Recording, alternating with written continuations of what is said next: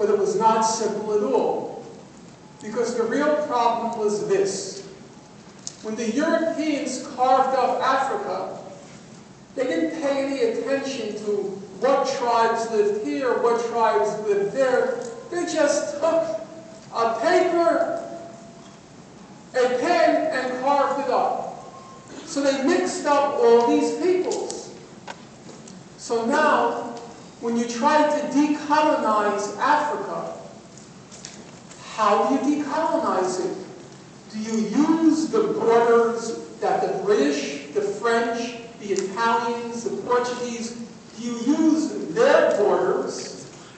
Or do you try to create new states based on the tribes? The Somali tribe, the this tribe, the that tribe. They thought about it, and they decided, look, if we try now to create states based on the tribes, we're going to create a whole new mess in Africa. So we have to accept the borders that were created by the imperialists, even if they jumbled up all sorts of populations. So there were some Somalis here, some Somalis there, some Somalis there. There was British Somaliland, French Somaliland, there were Somalis in Ghana. But they decided we have to be practical. So they said, this state can have self-determination. But let's say there are some Somalis in that state. Can they also have self-determination? The UN said no. That even if there are nations inside the states which don't want to be there, they have to stay there. Because otherwise the whole map is going to become a huge mess. So we have to accept, the fancy term is, we have to accept the territorial integrity of each state, and no one can secede and leave from inside the state. The state is a given. It may not sound very just, but it was the only practical solution without creating new problems. So, I'm going to ask Mr. Mohammed, Mr. Langston, two questions. First, I'm going to ask the moral question, and then the practical question.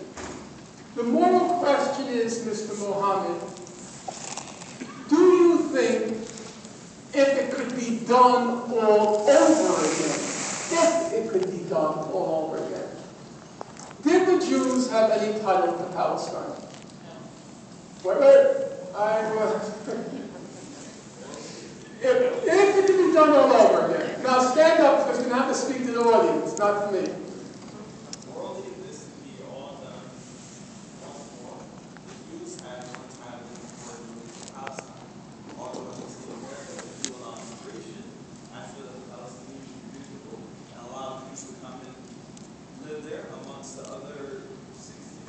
Well, it depends on the time we're talking about. So let's say, at that point, you'd say about 600,000.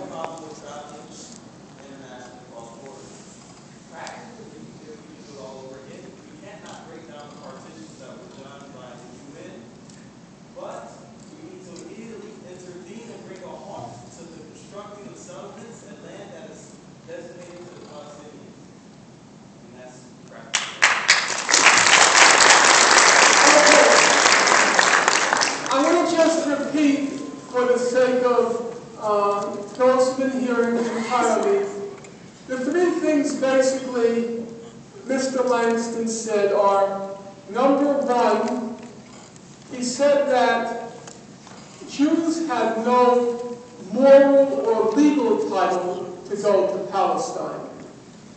But he entered an important qualification.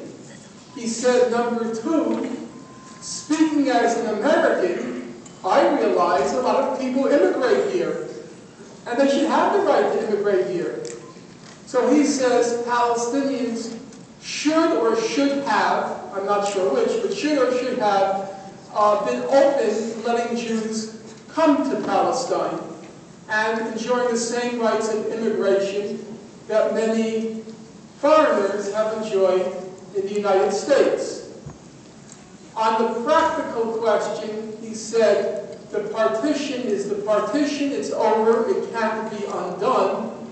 But he said, our first order of business, granting that it can't be undone, he says our first order of business is that we have to stop the building of the settlements in the occupied Palestinian territories. Is that fair? Now I want to ask you one question and then we move on to others. Can you understand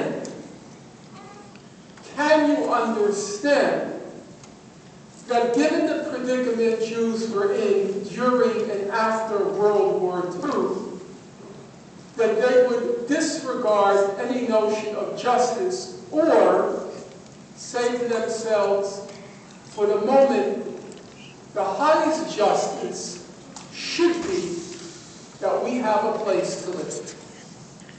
Can you understand that?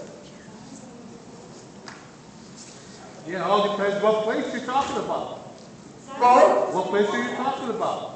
I believe in a Jewish homeland, but not my homeland.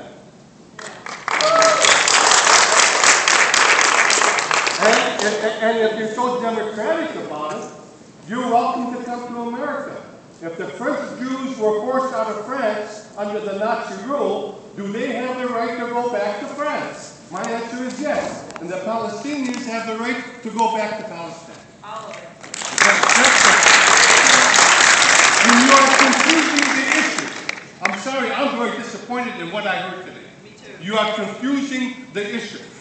Do the Palestinian people have to pay for the crimes of Christian Europe? And that's what's happening. And not only the Palestinian, the whole Muslim world is paying that price now. Now when the hell does it stop? And you have justified what the Zionists have done in Palestine. And let me talk to my Arab brothers and sisters. We as Muslims and Christians have to save the Jewish religion from the Zionists. Because they will destroy the Jewish faith and the Muslim faith and the Christian faith.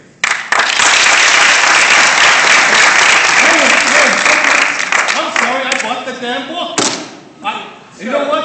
I mean, you have argued your point and tried to convince me the injustice to the Palestinian people? How dare you? How dare you do that? There's you mentioned 7 million Jews in Israel. How about the 8 million refugees in 82 camps spread around the whole Middle East? Why didn't you mention them too? I think Enough is enough. Woo. I honestly don't think you're being fair. Oh, I'm not being fair, huh? Yeah. I'll tell you why. You defend the partition of Palestine, you defend the UN, and you tell me I'm not being fair. Wait.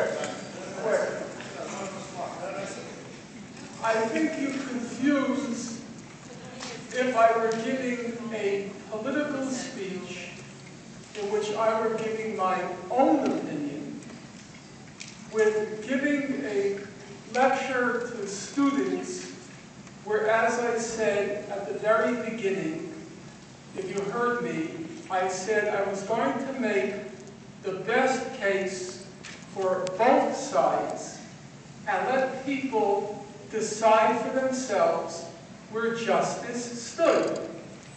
Now, you evidently wanted me to make the case for only one side. But that did not seem to me, as I said at the very beginning, it didn't seem to me a useful function to serve here because most people do not know the whole picture. The young man who preceded you, he came out reaching roughly the same conclusions as you, having heard the same speech by me. He didn't conclude from the speech that the partition was right. He didn't conclude that all the justice was on the side of the Jews. He actually came down fairly close to you. But after hearing the best case for both sides, on factual matters